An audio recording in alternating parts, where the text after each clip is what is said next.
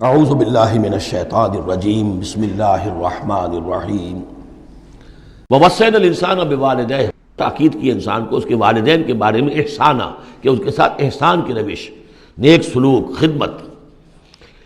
اور اس میں بھی خاص طور پر والدہ کا معاملہ جو ہے یہ سورہ بنی اسرائیل میں بھی ہے اور یہاں بھی ہے۔ وہاں بھی آیا تھا ووصینا الانسان بوالدیہ حملتہ امہ وہنا علی وہن وفصالہ فی عامین۔ تو والدین میں جو ہے والدہ کا حق فائق ہے والد کے حق پر، ویسے دونوں کے ساتھ اس نے سلوک ہو، دونوں کا ادب ہو۔ وَإِمَّا يَبْلُغَنَّ عِندَكَ الْكِبَرَ أَحَدُهُمَا أَوْ كِلَاهُمَا فَلَا تَقُل لَّهُمَا أُفٍّ وَلَا تَنْهَرْهُمَا وَقُل لَّهُمَا قَوْلًا كَرِيمًا، یہ ہم پڑھ چکے ہیں۔ لیکن یہاں بھی اور وہاں بھی خاص طور پر والدہ کا، اس لیے کہ مشقت جو ہے پیدائش میں ساری کی ساری مشقت جو ہے ماں کی ہے، باپ کا کیا حصہ ہے؟ وہ تو ایک کوئی اس کی لذت کا لمحہ ہوتا ہے، وہ اس کے اندر اس نے وہ بوند ٹپکائی اور فارغ۔ اب وہ ساری مصیبت کون جھیل رہی ہے؟ وہ عورت جھیل رہی ہے، ماں جھیل رہی ہے۔ سارا پریگننسی کا دور جو ہے اس میں، ابتدائی دور جو ہے اس میں اسے جی بتلا رہا ہے، الٹیاں آ رہی ہیں، چیزوں سے نفرت ہو رہی ہے۔ پھر جب بوجھل ہو گئی ہے، جسم بوجھل ہو گیا ہے، بوجھ اٹھائے ہوئے ہے، پھر وضع حمل کی مشقتیں ہیں، وہ درد ذیل ہے، پھر اس کو دودھ پلانا ہے 2 سال تک، اس کے جو اس کو گند ہے اس کو صاف کرنا ہے، پوتڑے دھونے ہیں، یہ سارے کام کون کر رہا ہے؟ ماں کر رہی ہے۔ باپ کا تو اس میں حصہ ڈائریکٹ نہیں، انڈائریکٹ ہے، کہ بہرحال وہ کمائی کرتا ہے، پرووائڈ کرتا ہے، یہ بات دوسری ہے۔ لیکن جو مشقت ماں کی ہے، اسی لیے حدیث میں آتا ہے کہ ایک صحابی نے حضور سے سوال کیا کہ میرے حسن سلوک کا سب سے اولین مستحق کون ہے؟ آپ نے فرمایا تمہاری والدہ۔ انہوں نے پوچھا پھر ان کے بعد کون؟ فرمایا پھر تمہاری والدہ۔ تیسری مرتبہ پھر کون؟ حضور پھر والدہ تمہاری۔ چوتھی مرتبہ جب اس نے پوچھا ان کے بعد کون، تو آپ نے فرمایا تمہارے والد۔ یعنی والدہ کا حق جو ہے وہ والد کے حق پر، یہ ہے اخلاقی حق۔ قانونی حق والد کا زیادہ ہے، اگر سیپریشن ہو جائے گی تو اولاد والد کی ہے، قانونی حق اس کا زیادہ ہے، لیکن اخلاقی حق، خدمت کا حق اور جنت جس کے پاؤں تلے ہے وہ باپ نہیں ماں ہے۔ جنت جو ہے وہ تو اس کے قدم تلے تحت اقدام الامہات، اس حوالے سے اخلاقی مقام جو ہے وہ عورت کا زیادہ ہے، ماں کا زیادہ ہے۔ فرمایا حملتہ امہ کرہا ووضعتہ کرہا، اس کی ماں نے اسے اٹھائے رکھا اپنے پیٹ میں تکلیف جھیل کر، اور پھر اس کو وضع حمل ہوا، اس کو جنا تکلیف کے ساتھ۔ وحملہ وفصالہ 30 شہرا، اور اس کا یہ حمل اور پھر دودھ پلانا یہ لگ بھگ جو ہے 30 مہینے ہوتے ہیں۔ حتیٰ اذا بلغ اشدہ، یہاں تک کہ جب وہ اپنی پوری قوت کو پہنچتا ہے، بلوغت کو پہنچتا ہے۔ اور یہاں سے بلوغت سے مراد جو ہے وہ نفسیاتی بلوغت ہے، ذہنی اور نفسیاتی بلوغت۔ ایک جسمانی بلوغت ہوتی ہے، وہ تو 16 17 18 اس سال کے اندر آدمی جو ہے وہ پورا بالغ ہوتا ہے، لیکن جسمانی بلوغت نہیں۔ یہاں جو ہے 40 برس کا ذکر آ رہا ہے، حتیٰ اذا بلغ اشدہ وبلغ 40 سنۃ، جب وہ 40 برس کا ہو جاتا ہے۔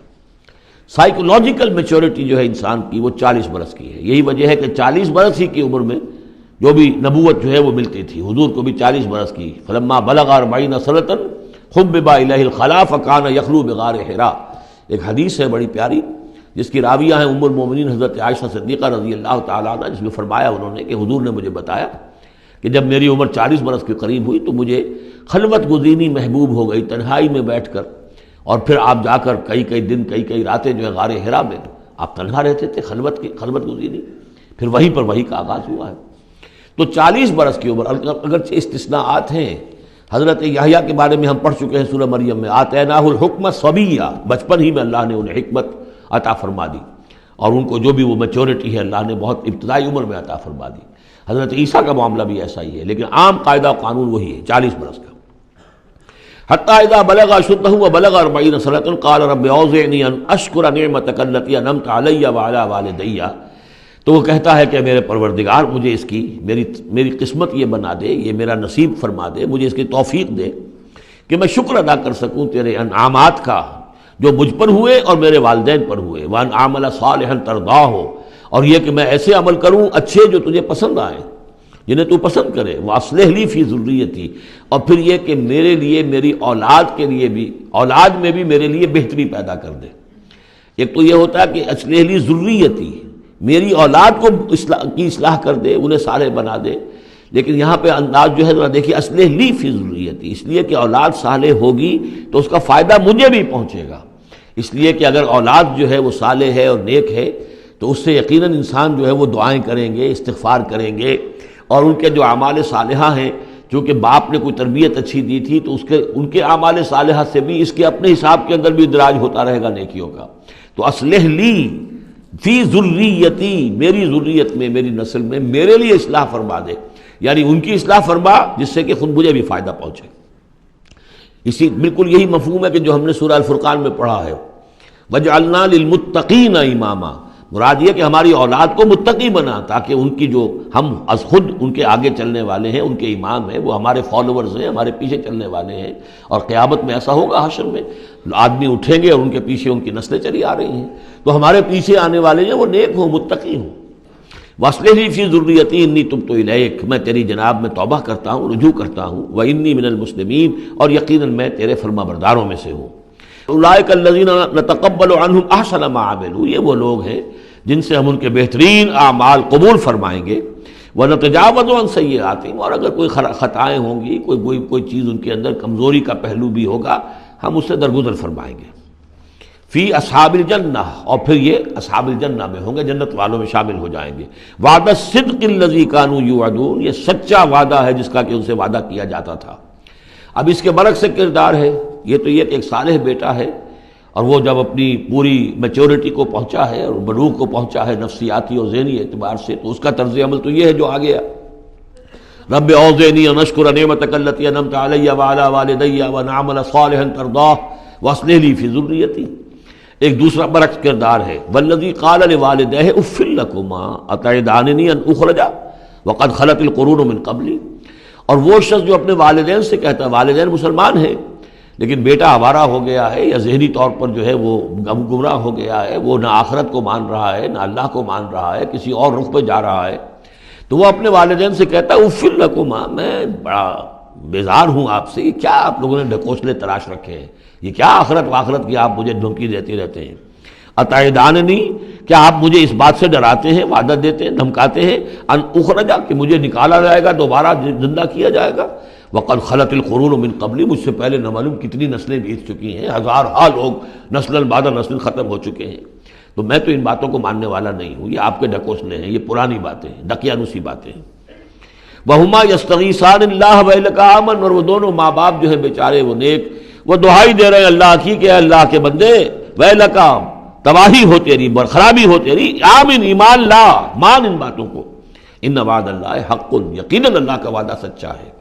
فیقول ما ھذا الا اساطیر الاولین، وہ کہتا ہے نہیں میں نہیں مانتا، نہیں یہ تو نقلیں ہیں، پرانی کہانیاں ہیں جو پچھلوں سے نقل ہوتی چلی آ رہی ہیں۔ اولئک الذین حق علیہم القول، یہ وہ لوگ ہیں کہ جن پر اللہ کی بات سچی ہو گئی، یعنی مستحق ہو گئے اللہ کے کلمہ عذاب کے، فی امم قد خلت من قبلہم، اور انہی قوموں کے اندر وہ بھی پھر شامل کر دیے جائیں گے جو ان سے پہلے گزر چکی ہیں، من الجن والانس، جنات میں سے بھی اور انسانوں میں سے بھی، انہم کانوا خاسرین، یقیناً وہی لوگ ہیں خسارے والے، برباد ہونے والے۔ وَلِكُلٍّ دَرَجَاتٌ مِّمَّا عَمِلُوا، اور سب کے لیے درجے اور مقامات معین ہوں گے ان کے اعمال کے اعتبار سے۔ وَلِيُوَفِّيَهُمْ، اور تاکہ اللہ تعالیٰ پورا ان کے اعمال، وَلِيُوَفِّيَهُمْ أَعْمَالَهُمْ وَهُمْ لَا يُظْلَمُونَ، پورا ان کو دے دے گا ان کے اعمال کا بدلہ، اور ان پر کوئی ظلم نہیں ہوگا، کوئی حق تلفی نہیں ہوگی۔ وَيَوْمَ يُعْرَضُ الَّذِينَ كَفَرُوا عَلَى النَّارِ، اور جس دن کہ یہ کافر پیش کیے جائیں گے آگ پر، اور اس وقت ان سے کہا جائے گا اذهبتم طیباتکم فی حیاتکم الدنیا واستمتعتم بها، دیکھو بھائی تم نے اپنے جو مزے لینے تھے، لوٹنے تھے، عیش کرنے تھے، وہ تم دنیا کی زندگی میں کر چکے ہو، تم نے وہاں حرام خوریاں کی، حلال اور حرام کی تمیز کو ختم کیا، تم نے وہاں عیش کیے، اذهبتم طیباتکم، اپنی مزے کی چیزیں جو ہے وہ تم لے جا چکے، فی حیاتکم الدنیا، تم اپنی دنیا کی زندگی میں، واستمتعتم بها، اور اس سے تم نے بہت فائدہ اٹھا لیا۔ فَالْيَوْمَ تُجْزَوْنَ عَذَابَ الْهُونِ بِمَا كُنْتُمْ تَسْتَكْبِرُونَ فِي الْأَرْضِ بِغَيْرِ الْحَقِّ، تو آج اب تمہیں بہت ہی اہانت آمیز عذاب دیا جائے گا، ذلت کا عذاب، بسبب اس تکبر کے جو تم کرتے رہے ہوئے زمین میں ناحق، وَبِمَا كُنْتُمْ تَفْسُقُونَ، اور جو تم نے وہاں پر نافرمانیاں کی ہیں اور ہمارے احکام کو توڑا ہے۔ صدق اللہ العظیم۔